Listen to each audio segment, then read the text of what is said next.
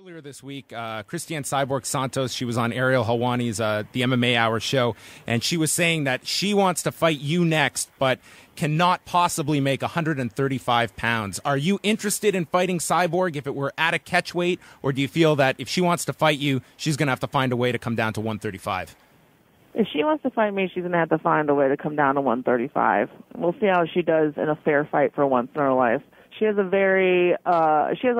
history of coming in overweight to fights, and I wouldn't doubt that if we agreed to some sort of catch weight at 140, she'd show up at 145 anyway and just be like, oh, yeah, whatever, fight or not. You know, she's done this many times before. And I don't owe her anything.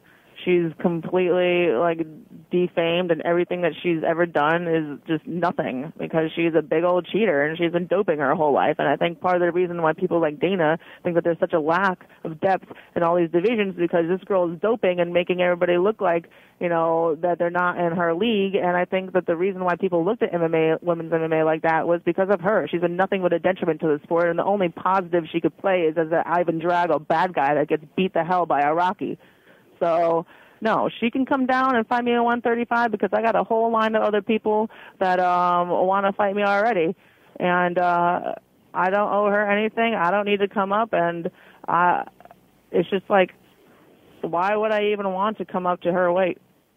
She's the one to stop doping, lose the weight, or she can either do the drugs and fight me at 35 and have the drugs be just as much of a detriment as a help to her during the weight cut, or she can cut out all the doping and make the weight easily.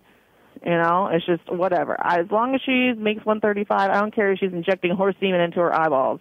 But that's the only way that I feel like it would be a fair fight. And she's never had a fair fight in her life, and I see how the prospect of that would scare the hell out of her and why she would insist on fighting heavier.